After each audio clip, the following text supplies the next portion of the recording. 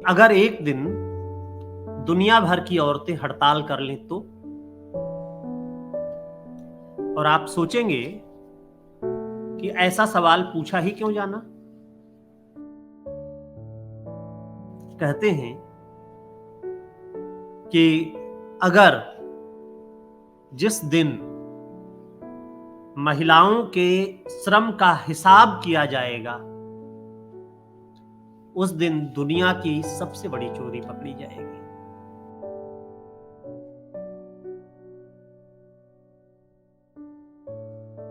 नमस्कार, मैं हूं अवधेश और नई धारा समीक्षा के इस कार्यक्रम में आपका बहुत बहुत स्वागत है। आज मैं जिस किताब के बारे में आपसे बात करूंगा वो किताब है अशोक पांडे की किताब तारीख में औरत।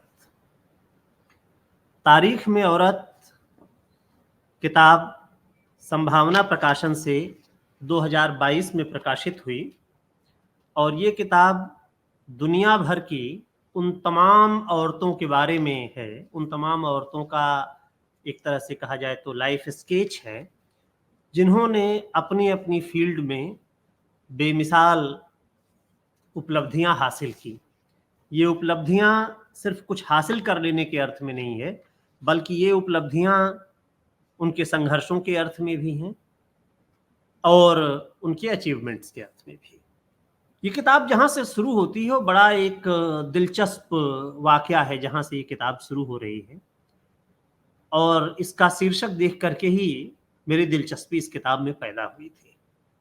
वो ये है कि अगर एक दिन दुनिया भर की औरतें हड़ताल कर लें तो? और आप सोचेंगे कि ऐसा सवाल पूछा ही क्यों जाना। अगर संसार की सारी औरतें एक दिन छुट्टी ले लें तो, ये शीर्षक है। तो ऐसा सवाल पूछा जाना इसलिए जरूरी है कि छुट्टी की अवधारणा पुरुषों के लिए तो है कि काम पर जाते हैं, उसके बाद छुट्टी होती है और बाकी एक होता है लेजर टाइम उनका। लेकिन औरतों के लिए, उनके बारे में तो वो मशहूर कविता की पंक्ति है ना कि औरतें काम से लौटकर भी काम पर जाती हैं, वहां कोई अवकाश नहीं है। और ये किताब जहां से शुरू हो रही है वो आइसलैंड की एक घटना से शुरू हो रही है। 1975 में जब यूनाइटेड नेशंस ने कहा कि ये महिला वर्ष है, तो उसके कुछ समय बाद ही आइसलैंड में महिलाओं ने तय किया कि एक दिन आइसलैंड की सारी महिलाएं छुट्टी ले लेंगी, वे कोई काम नहीं करेंगी। और इसके चलते जो उथल पुथल पैदा हुई उस एक दिन की छुट्टी के चलते, एक दिन की हड़ताल के चलते,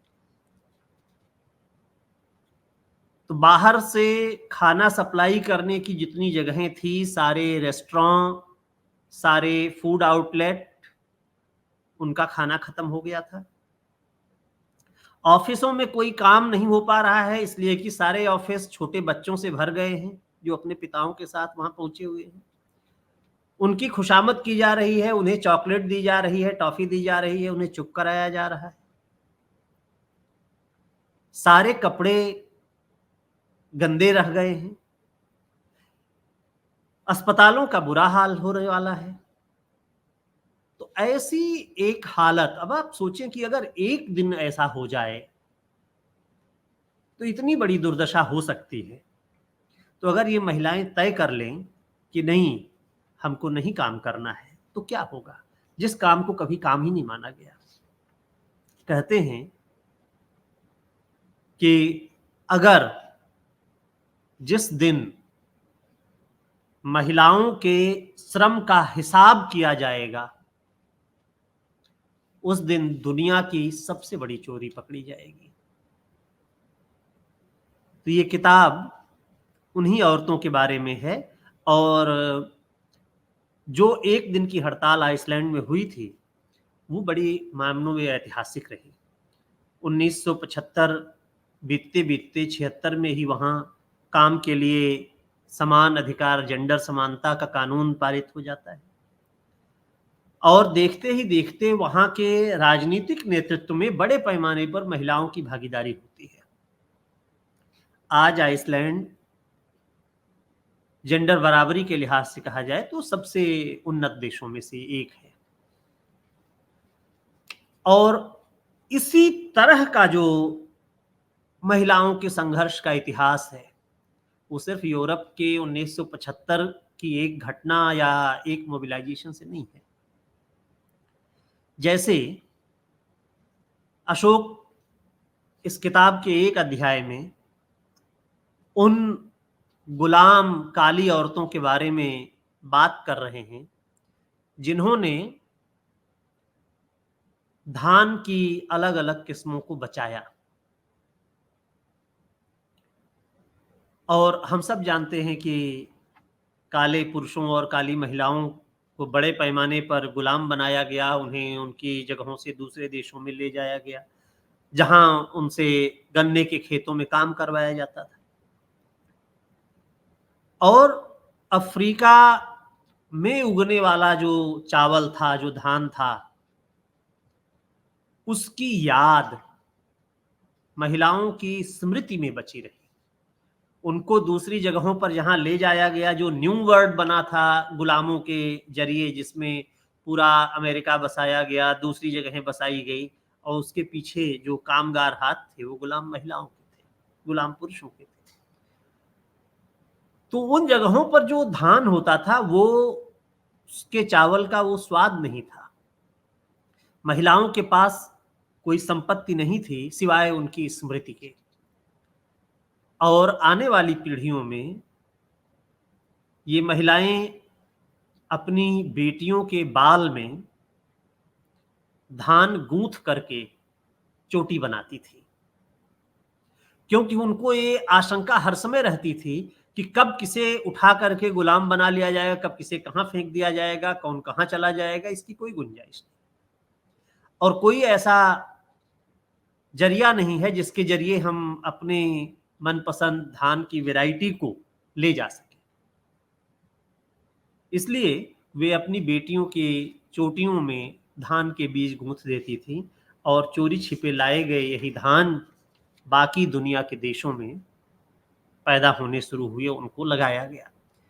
तो अशोक अपनी इस किताब में उन महिलाओं को याद कर रहे हैं। और इसके अलावा अशोक इस किताब में भारत की, पाकिस्तान की, बांग्लादेश की, जापान की, दुनिया भर की जो अलग अलग क्षेत्रों में कामयाबी हासिल करने वाली महिलाएं हैं, जिन्होंने तमाम विपरीत परिस्थितियों के बावजूद अपने आत्मसम्मान को बचाए रखा, जिन्होंने अपने संघर्ष को कायम रखा, उन सब के बारे में एक साथ एक जगह जानना ये इस किताब के जरिए ही संभव हो सकता है।